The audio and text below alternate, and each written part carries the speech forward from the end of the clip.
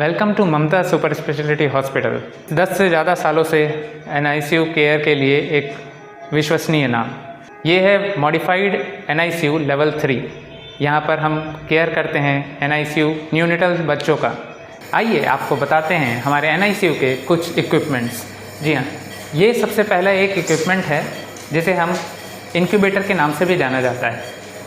इसका मुख्य जो पर्पस होता है वो होता है कि एक बेबी को एक जगह से दूसरे जगह पर जब हम लेकर जाते हैं केयर के लिए, तो बेबी का जो टेम्परेचर होता है, सैचुरेशन होता है, ह्यूमिडिटी होता है, वो मेंटेन करके चलना।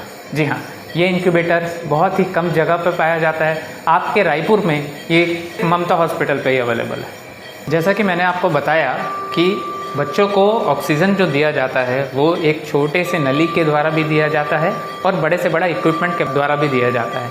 इस इक्विपमेंट में हाई एंड वेंटिलेटर्स शामिल होते हैं।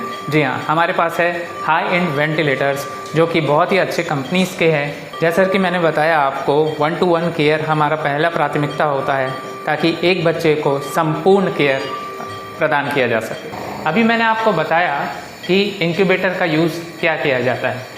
ये जो हमारे पास एक बच्चा था, ये देरी से रोया था जिसकी वजह से इसको झटका आ रहा था और इसको हमने पेरीफेरी जो गांव था वहाँ से लेकर के आए यहाँ पर इस मशीन के द्वारा, जिसे इंक्यूबेटर कहा जाता है। इंक्यूबेटर में जैसे मैंने आपको बताया सारा चीज़ हमने मेंटेन करते हुए चला और इंक्यूबेटर की सहायता से बच्चे को यहाँ लेके आए। ये बच्चा इसी वेंटिलेटर पर था जिससे पहले हमने आपको बताया था।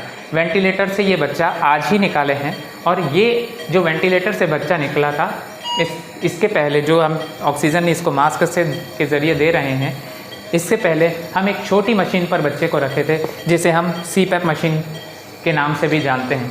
ये CPAP मशीन होता है जिसको सहायता से हम न्यूनेटल नॉन इन्वेसिव वेंटिलेशन करते हैं। जी हाँ, ये काफ़ी ज़रूरी होता है। इन्वेसिव वेंटिलेशन से अच्छा होता है और जब बच्चा थोड़ा बहुत सांस लेने में सक्षम होता है तो हम CPAP का प्रयोग करते हैं। अब मैं आपको एक ऐसे बच्चे के बारे में बताना चाहता हूं जो 8 महीने में पैदा हुआ, जिसका गुदा और मलाशय जो द्वार है, जिसे हम एनोरेक्टल कहते हैं, वो बना नहीं था, जिसे मेडिकल भाषा में एनोरेक्टल मालफॉर्मेशन कहा जाता है।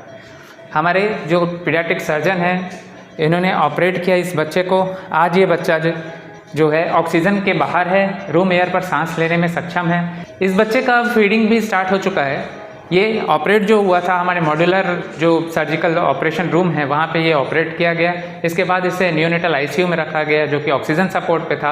अब ये बच्चा पूरी तरीके से स्वस्थ है, इसके फीडिंग भी स्टार्ट हो चुकी है और इसके पेरेंट्स जो है वो बहुत ही खुश हैं। तो ये सारी सुविधाएँ हैं। साथ में हमारे पास 24/7 पीडियाट्रिशियंस भी हैं। Not on call, in house paediatrician है 24/7। Thank you.